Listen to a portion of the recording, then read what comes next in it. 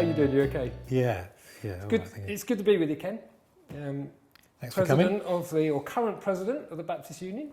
Sounds very grand, doesn't it? But you probably feel like the weight of the world on your shoulders. That's a different sort of president who has the weight of the world on their shoulders. You'll find my tweets are much more friendly in the middle of the night than other presidents. No, but it feels a huge honour more than a responsibility, and like a window of opportunity to try to be of net help, kingdom help, particularly to our family of churches. Great. Let's talk a little bit about you first, because actually behind every president there's a real person, isn't there? So you're married to... I'm married to Sue. Sue. Like you. Yeah. But different Sue, just for clarity's sake. I hope so. And we have 2 adult children. Our daughter Zoe is 22. She's in Stoke-on-Trent trying to make a go of design in ceramics. And our son is 20. He's doing architecture at Liverpool, so just going into 3rd year. So we're sitting in Chichester Baptist Church.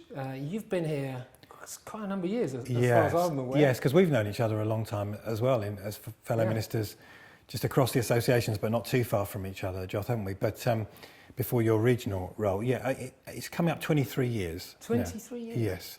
So I was the associate... You don't look old enough to... So I was the associate minister for the first 3 of those, and I've been the senior minister for the next 20 of those. Yeah. We're talking about the presidency in a little bit in a moment, but let me just get underneath the skin of Ken a little bit, if I can, just have a little bit of fun with you. So let me just throw a few words at you and tell me which one you'll go with. Okay, so some opposites. Do you want a why or just the word? Yeah, well, you could say why, just a quick why. Yeah. Well, you don't have to. You don't have to. So if I said to you, cat or dog? Dog. You're a dog man. Yeah. Now we haven't got pets at the moment, but when I was 13, I had a dog, and my dad became allergic to it, Joth.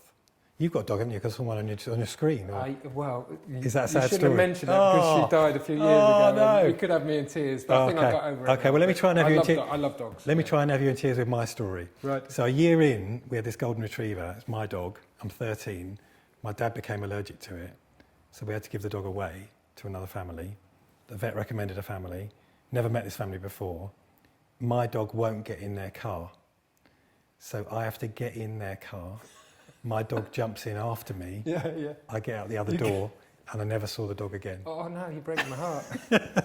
Oh dear. So dog, not cat. Okay. What about... I'll be briefer on the other questions. Yeah, well maybe. Introvert or extrovert?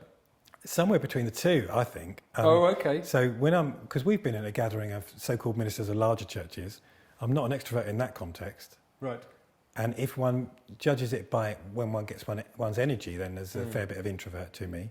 But I love spending time with people and conversing between people. Okay. What about inside or outside? Oh, that's good.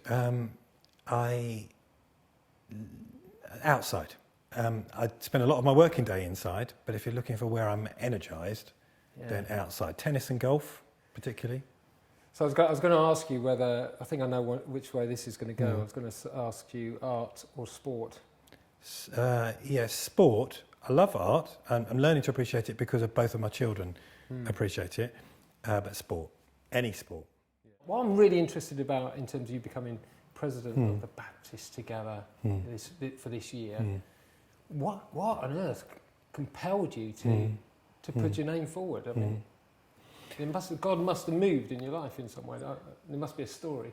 I think there is a story, and it's to do with somewhere along the line feeling a burden for our grouping of churches and for God's kingdom anyway, but particularly the stream that we've got some area of responsibility for, Baptist Together churches, wider than my own church, and wanting to try to help to make a contribution, looking at what the current state of play is. Loads of good news stories around, but the overall picture is one of potentially ageing and declining over the next few years, and it needn't be so. Or at least there are some things we should be trying if that's what's happening on our watch. So trying to address that, pray about it, and you know what happens so often when we pray, God points to us being part of the solution for some of those things. And I think God was pointing to me being willing to step up to try to make some sort of contribution into that story. So if we keep doing what we're doing and even try to do it a little bit better, where will we be in the next 10, 20 years? If the Lord doesn't return and if there isn't revival, both of which could happen, then the overall picture is not positive, and we can't be okay with that. And the more I keep saying in my head and to others we can't be okay with that, the more that becomes personal. I can't be okay with that. So where can I make a difference? And one of the ways I felt like I could potentially make a difference, after consulting with lots of other people, is with this strange role called president. Someone said to me, what can be achieved in a year as a president? But obviously you feel there is something you can achieve. Are you able to talk about that in a nutshell? I'll try to. I think, first of all, with my church's permission and having talked to people, the person before me and the person who's going to be president after me, we're viewing it as a 3-year run, not as a 1-year run. Yes. In order to try to have some impact. So you're vice president for the first year. I've done that for a time and been out to a whole range of churches and associations already. In the same way that I'm with you as SCBA this year, I've already been with other associations in the last year. And then you're president for the year, and then you have a role for the outgoing year as well, which nobody really seems to know what to call. So I'm calling Lap of Honour president for that year. So you have those roles for that period of time, and I'm viewing it as 20% of my time as vice president, 50% of my time as president, and 20% of my time as the outgoing, with the permission of my own church. You just view it as mission in the UK, in Great Britain, and particularly England and Wales, as we divide Baptist together. And I'm not believing that 2,000 Baptist churches will engage with it, but I am thinking, what would it be like if 300 did? Yeah. So you're going to join us in November at Southern Counties. Yeah, brilliant. Give us a little taster of some of the stuff that you're going to be sharing with us. Not too much, because we want them to turn up. Okay, well, some of our SCBA churches will have seen my theme on the Baptist Together website, or might have been a Baptist Assembly, or might have linked to the videos that are available already from various places, or my own website. So it won't be giving away too much to say my theme is, where do we grow from here? And what I'd want to do is to just encourage people to think, is that a good prayer to pray? That I'm not coming with a massive package solution, here's where we grow from here. Would you pray it with me? Where do we go from here? Is it a good thing to pray? Would we consider taking it personally? Where do I grow from here? And then what we could find time to do during that morning or that day is to look at, okay, let's just look together at where here is. If we're asking that question, let's just be honest. What's the really positive things about here? What surprised us in how well something has gone? And there are transferable lessons for us. What do we really mean by the word growth? Yeah. Let's not go for just transfer growth from one church to another, but genuine kingdom growth. Let's recognise that we don't do that growth, God does it, but maybe he calls us to create the right circumstances where growth is most likely to happen. And then you've raised the question of, to what extent do we consider ourselves we anyway? When we say we grow from here, do we mean more than just our own church? Hopefully we do. Do we mean our family of churches? Let's consider that a bit. And then we can look at the where question. Where do we grow from here? And when we look at where, my church, we're not saying we have all of the answers at all, as I've said, but 2 things have been key for us. One has been emphasising whole life discipleship, using some of the lessons from LICC, the London Institute for Contemporary Christianity, who I think are trailblazers in that subject for all of our churches. I think we'll never get anywhere until we equip our people for their everywhere, and so equipping people for wherever they find themselves.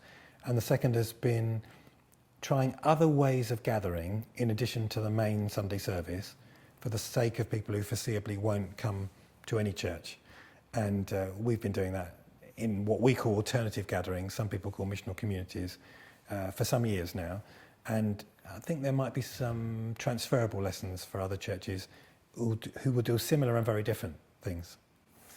That's great. It sounds like a hugely packed theme. Going to be a packed day in some ways, but plenty for people to take away and really engage with and think about, and I see an opportunity for people to talk to each other as well. Absolutely. Yeah. I mean, we're colleagues together, aren't we? And fellow, church servants and leaders, and we'll try and facilitate a dialogue. And the thing you can do with fellow church leaders is you can not just present the idea, but you can do some yes buts. Yeah. What can we be praying for you, particularly as you go into the rest of this year ahead of you? Well, you've raised, and your friend who raised that question, what can you do in a year? That's a genuine question. So part of the prayer is that actually what I do is of some genuine help, trying to bring encouragement, as in to bring courage and challenge and some resources and ideas to a range of churches.